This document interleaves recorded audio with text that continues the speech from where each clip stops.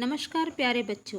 आज कक्षा 12वीं विषय हिंदी के अंतर्गत ऑनलाइन क्लासेस के अंतर्गत आप लोगों के लिए अगला पाठ लेकर मैं श्रीमती भावना लाड़ पुनः उपस्थित हूँ। तो चलिए पढ़ते हैं पाठ।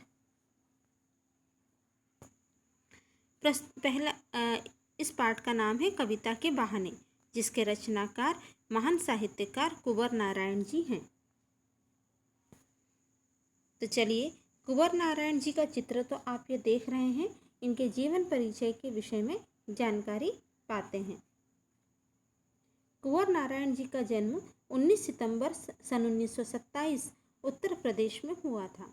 इनकी प्रमुख रचनाएं हैं चक्रव्यूह, जो कि 1956 में, परिवेश, हम तुम, अपने सामने कोई दूसरा नहीं, इन दिनों, काव्य संग्रह, आत्मजयी प्रबंध काव्य, आकारों के आसपास कहानी संग्रह, आज और आज से पहले समीक्षा और मेरे साक्षात्कार सामान्य रचना है। इनके प्रमुख पुरस्कार साहित्य अकादमी पुरस्कार इन्हें प्राप्त हुआ, साथ ही प्रेमचंद पुरस्कार, व्यास सम्मान, कबीर सम्मान, ज्ञानपीठ पुरस्कार। इसका कारण यह है कि इनकी रचनाओं में विभिन्नता है। इन्होंने किसी एक ही गद्य विधा को आधार मानकर रचनाएं नहीं लिखी हैं, बल्कि अलग अलग गद्य विधाओं पर रचनाएं प्रस्तुत की हैं। इनकी भाषा शैली के संबंध में यह विशेष तथ्य है कि इनकी रचनाओं में विषय और भाषा में दोनों में ही विविधता पाई जाती है। अर्थात एक ही समान भाषा या एक ही विषय को लेकर इन्होंने अपनी रचनाएं नहीं लिखी हैं। साथ ही इनकी रचनाओं में संवेदनशीलता का समावेश है। संवेदनशीलता अर्थात इनकी जो कविताएं हैं वह दिल को छू जाती हैं। साथ ही सामाजिक और वैयक्तिक जीवन में जो तनाव महसूस करते हैं हम, उसी तनाव को इन्होंने अपनी रचनाओं में समावेश किया है। साथ ही इनकी कविताओं में व्यर्थ का उलझाव नहीं है, लंबापन नहीं है, बल्कि साफ सुथरापन एवं सटीकता है। तो चलिए पाठ का पहला पद्यांश पढ़ते हैं। प्रस्तुत कविता के माध्यम से कवि कुंवर नारायण जी ने कविता की असीम संभावनाओं को बताया है। कविता में कितनी शक्ति है, कविता में क्या विशेषताएं हैं, इन्हें विशेष रूप से यहाँ पर उकेरने का प्रयास किया है। कवि कहते हैं कि कविता एक उड़ान है चिड़िया के बहाने। यहाँ पर कविता और चिड़िया दोनों में तुलनात्मक अध्ययन किया गया है। कवि मानते हैं कि कविता भी चिड़िया के समान ही एक प्रकार की उड़ान भरती है। दोनों में ही उड़ान भरने की शक्ति है। कविता में जहाँ कल्पना शक्ति है, कविता कल्पना की उड़ान भरती है। अर्थात कविता में जितनी अधिक कल्पना का समावेश होगा, वह कविता उतनी ही विकसित होती है। जिस प्रकार से कि चिड़िया में उड़ान भरने की शक्ति है, वह एक लंबी दूरी तय कर सकती है, लेकिन फिर भी उसकी उड़ान की एक अपनी सीमा है। वह भौगोलिक शक्तियों को, भौगोलिक परिसीमाओं को नहीं मानती, लेकिन फिर भी वह एक निश्चित सीमा तक ही उड़ान भर सकती है। लेकिन कविता की उड़ान की कोई सीमा नहीं है। उसमें जितनी आप कल्पना शक्ति का समावेश करेंगे, उसकी उड़ान उतनी ही विकसित होगी। तो कविता एक उड़ान है चिड़िया के बहाने, कविता की उड़ान भला चिड़िया क्या जाने। यहाँ पर इसीलिए ये पंक्ति दी गई है कि कविता में कितनी उड़ान भरने की क्षमता है, कितनी असीम उड़ान शक्ति है, यह चिड़िया उसका अनुमान भी नहीं लगा सकती। बाहर भीतर इस घर उस घर। कविता के द्वारा बाहर भीतर अर्थात बाहरी दुनिया और आंतरिक हृदय की व्यथाओं को भलीभांति व्यक्त किया जा सकता है। इस घर उस घर अर्थात प्रत्येक के जीवन से जुड़ी हुई होती हैं। कविता का यह गुण होता है कि वह प्रत्येक के जीवन से जुड़ी होती है। वह किसी भी प्रकार के व्यक्ति में या व्यक्ति के जीवन में कोई भेद नहीं करती। कविता के पंख लगा उड़ने की माने। कविता में किस प्रकार से पंख लगाकर उड़ान भरने की क्षमता है, यह चिड़िया क्या जाने, यह चिड़िया नहीं समझ सकती। तो यहाँ पर जो बात की गई वो तुलनात्मक अध्ययन किया गया है। साथ ही आप देख रहे हैं अंतिम पंक्ति में प्रश्न अलंकार है, तो प्रश्न अलंकार का प्रयोग किया गया है। बाहर भीतर दोनों में र का दोहराव हुआ है, इसलिए यह अनुप्रास अलंकार का प्रयोग किया गया है। आगे बढ़ते हैं।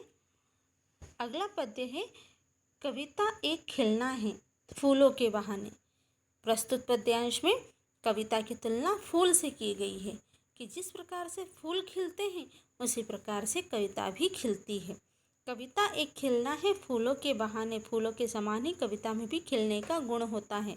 कविता का खिलना भला फूल क्या जाने, लेकिन कविता किस प्रकार से खिलकर सभी के जीवन में रंग बिखेर देती है, खुशबू बिखेर देती है, संदेश बिखेर देती है, यह फूल नहीं जान सकता। क्यों?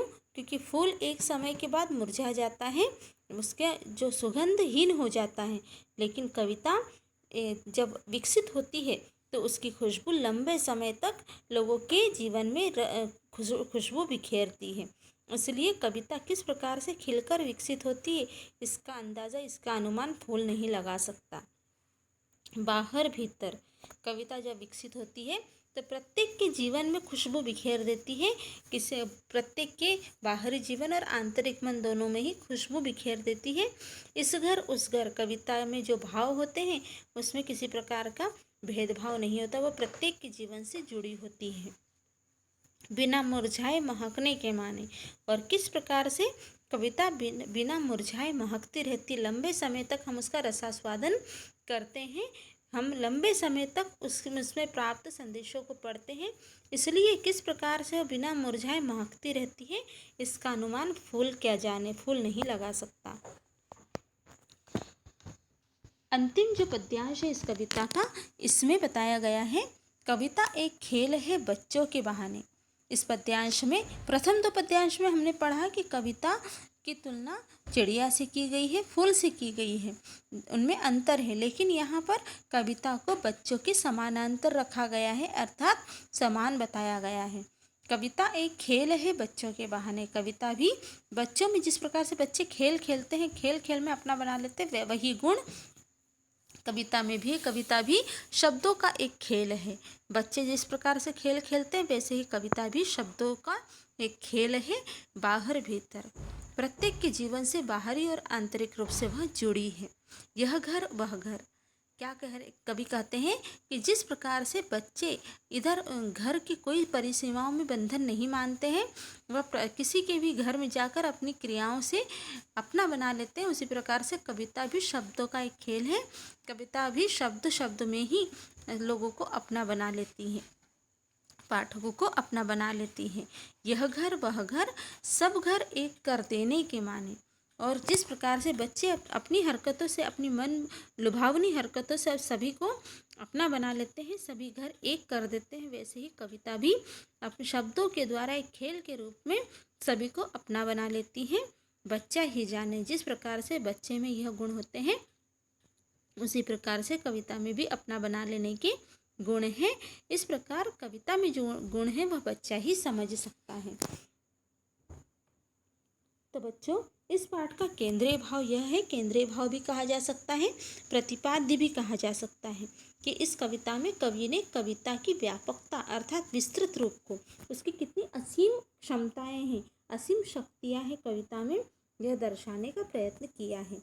चिड़िया की उड़ान, फूलों की मुस्कान, बच्चों के खेल आदि के माध्यम से यह बताने का प्रयास किया है कि इस संसार में सभी की अपनी मर्यादाएं, सभी की अपनी सीमाएं हैं, सभी की अपनी शक्तियां हैं, परंतु वहीं बच्चों के अंदर जिस प्रकार से सामर्थ्य होता है, बच्चा कुछ भी कर गुजरने के लिए तैयार होता है, उसी प्रकार से कविता में भी असीम संभावनाएं हैं।